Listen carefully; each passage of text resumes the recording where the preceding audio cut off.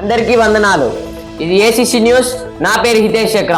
ఈ రోజు వార్తల ముఖ్యాంశాలు: బీఆర్ఎస్ పార్టీకి రాజీనామా చేసిన కల్వకుంట్ల కవిత, ఎమ్మెల్సీ పదవి కూడా వదులుకున్న కవిత, ఫోన్ ట్యాపింగ్ చేయించింది హరీష్ రావు, సంతోష్ రావు, శ్రావణ్, టీఆర్ఎస్ వ్యవహారాలతో సంబంధం లేదన్న తెలంగాణ ముఖ్యమంత్రి రేవంత్, ఆర్టికల్ 142 ప్రకారం సుప్రీంకు విశేష అధికారాలు, ఎవరికి మినహాయింపు ఉండదని సుప్రీంకోర్టు, చైనా భారీ సైనిక్ పెరేడ్, రైల్వే ఉద్యోగులకు SBI ₹1 కోటి బీమా.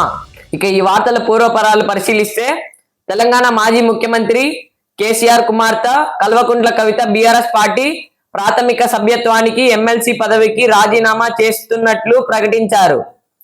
ఆమె నిన్న పార్టీ నుంచి సస్పెండ్ అయ్యారు. మాజీ మంత్రులు హరీష్ రావు కాళేశ్వరం ప్రాజెక్టులో భారీగా దోపిడీకి పాల్పడ్డాడని, సంతోష్ రావు గ్రీన్ ఎనర్జీ ప్రాజెక్ట్ పేరుతో భారీ అవినీతికి పాల్పడ్డాడని, వీరు ఇరువురు బీఆర్ఎస్ పార్టీకి చేటు తెచ్చారని ఆమె ఆరోపించింది. తెలంగాణలో ఫోన్ ట్యాపింగ్ జరగటానికి హరీష్ రావు, సంతోష్, శ్రావణ్లు కారణమని కవిత ఆరోపించింది. అలాగే జగ్గారెడ్డి, విజయ రామారావు, విజయశాంతి, ఈటెల్ రాజేందర్, హరీష్ రావు వలనే పార్టీ వీడారని ఆరోపించింది. నిజామాబాద్ పార్లమెంట్ ఎన్నికలలో తనను హరీష్ రావు ఓడించారని కవిత ఆరోపించింది.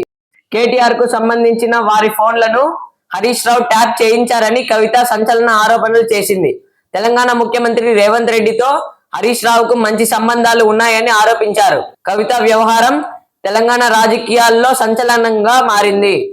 చాలా కాలంగా ఆమె తెలంగాణ జాగృతి అధ్యక్షురాలుగా కొనసాగుతోంది. అదే పేరుతో ఆమె రాజకీయ పార్టీని ప్రారంభించే అవకాశాలు మెండుగా ఉన్నాయి.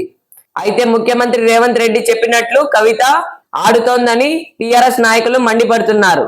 కేసీఆర్ ఫోటోతోనే రాజకీయాలు చేస్తానని ఆమె ప్రకటించింది.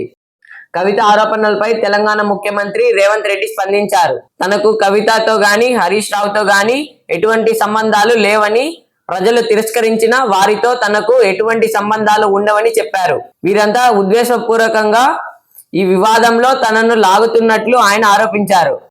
భారత రాజ్యాంగంలోని ఆర్టికల్ 142 ప్రకారం సుప్రీంకోర్టుకు ఉన్న విశేష అధికారాలను ఏ చట్టంలోనైనా వినియోగించక తప్పదని సుప్రీంకోర్టు అభిప్రాయపడింది. ఇందుకు ఎవరికి మినహాయింపు లేదని, తమకు రాజ్యాంగమే విశేష అధికారాలను కల్పించిందని అభిప్రాయపడింది. బిల్లులు ఆమోదించటంలో రాష్ట్రపతి, గవర్నర్లకు 3 నెలల కాల పరిమితి విధించడంతో తలెత్తిన వివాదంపై ఏర్పాటైన 5 సభ్యుల రాజ్యాంగ ధర్మాసనం 6వ రోజు కూడా విచారణ జరిపింది. మహిళా commission chairperson Rayapati Aruna, SC corporation chairman KS Jawahar, APO press academy chairman Alapati సురేష్లకు క్యాబినెట్ హోదా కల్పించారు. ఆ మేరకు GAD ముఖ్య కార్యదర్శి ముఖేష్ కుమార్ మీనా ఆదేశాలు జారీ చేశారు. రైల్వే మంత్రి అశ్విని వైభవ్, SBI చైర్మన్ శ్రీనివాస్ లశెట్టి ఆధ్వర్యంలో రైల్వే బోర్డు మరియు స్టేట్ బ్యాంక్ ఆఫ్ ఇండియా మధ్య కుదిరిన అవగాహన ఒప్పందం ప్రకారం స్టేట్ బ్యాంక్ ఆఫ్ ఇండియాలో అకౌంట్లు కలిగి ఉన్న రైల్వే ఉద్యోగులకు వ్యక్తిగత ప్రమాదం బీమా ₹1 కోటి, సహజ మరణానికి 10 లక్షలు చెల్లిస్తారు. విమాన ప్రమాదంలో మరణించే రైల్వే ఉద్యోగులకు ₹1,60,00,000 ప్రమాద బీమా చెల్లిస్తారు. సుమారు 70 లక్షల మందికి ఈ బీమా సౌకర్యం కలుగుతోంది. ఆంధ్రప్రదేశ్ పబ్లిక్ సర్వీస్ కమిషన్ ఈ నెలాఖరులోగా 20 నోటిఫికేషన్లు జారీ చేస్తుందని కమిషన్ కార్యదర్శి రాజబాబు ప్రకటించారు. అటవీ శాఖలో FBO మరియు ABO పోస్టులు 691, FSO పోస్టులు 100 భర్తీ చేయడానికి నోటిఫికేషన్ ఇచ్చారు.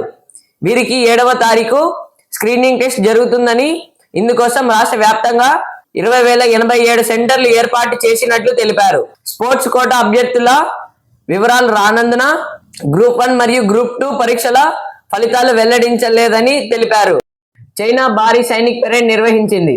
ఈ కార్యక్రమానికి రష్యా అధ్యక్షుడు పుతిన్, ఉత్తర కొరియా అధ్యక్షుడు కిమ్ జాంగ్ తో పాటు 26 దేశాల అధినేతలు హాజరయ్యారు. 1949 సెప్టెంబర్ 2వ తేదీన 2వ ప్రపంచ యుద్ధం ముగిస్తూ జపాన్ పై చైనా విజయం సాధించినందుకు గుర్తుగా టియాన్ స్క్వేర్ సెంటర్ వద్ద ఈ సైనిక విన్యాసాలు నిర్వహించారు.